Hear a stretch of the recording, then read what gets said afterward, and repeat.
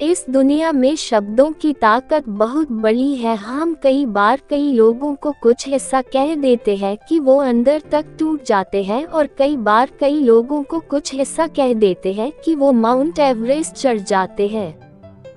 Thomas Edison जब बचपन में पढ़ाई किया करते थे, एक दिन वो स्कूल से घर को पहुंचे और अपनी माँ के पास पहुंचे और एक पत्र दिया जो उनको उनके स्कूल से दी गई थी।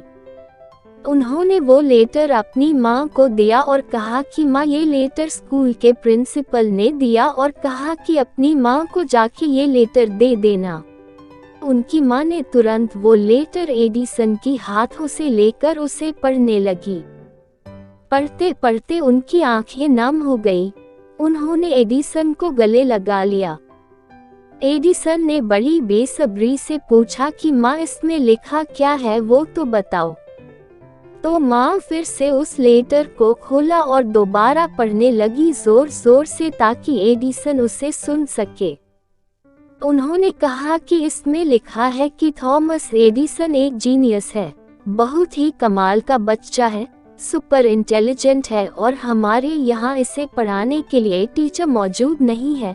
इस बच्चे को हम अपने स्कूल में नहीं पढ़ा सकते हैं, इसीलिए आप इस बच्चे को अपने घर पर पढ़ाएं। उस दिन के बाद से थॉमस एडिसन की माँ ने उन्हें घर पर पढ़ाया। उन्होंने भी मन लगाकर पढ़ाई, पूरी लगन से पढ़ाई की, और एक वक्त के बाद थॉमस एडिसन दुनिया के महान आविष्कारक बन गए। इन्होंने बल्ब का आविष्कार किया, वोट रिकॉर्ड करने का आविष्कार किया, इलेक्ट्रिक कार की बैटरी का आविष्कार किया, मोशन पिक्चर्स का आविष्कार किया। ना जाने ऐसे कितने आविष्कार हैं जो इन्होंने किए। धीरे धीरे ये बहुत बड़े आविष्कारक बन गए। इन सब के बीच उनकी माँ का देहांत हो गया। एक दिन ये घर की साफ सफाई कर रहे थे तो उन्हें वो पेपर मिला जो बचपन में उनकी माँ को उनके स्कूल के प्रिंसिपल ने दिया था।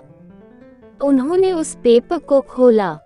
उस पेपर में लिखा था कि आपका बेटा दिमाग से कमजोर है, मानसिक रूप से कमजोर है, हम इसे अपने स्कूल में नहीं पढ़ा सकते, आप इसे घर पर ही रखिए। और उस दिन थॉमस एडिसन की आंखों में आंसू आ गए। उन्हें लगा कि उनकी माँ ने कितना बड़ा काम किया है। मेरी इस सफलता के पीछे मेरी माँ का हाथ है। अगर उनकी माँ ने वो पेपर सही सही पढ़ दिया होता तो शायद थॉमस एडिसन इतने बड़े इन्वेंटर नहीं बन पाते, शायद इतने सारे आविष्कार इस दुनिया में नहीं हो पाते। सीख, हम कई बार कई लोगों को ऐसे शब्द कह देते हैं कि जिससे वो अंदर तक टूट जाते हैं।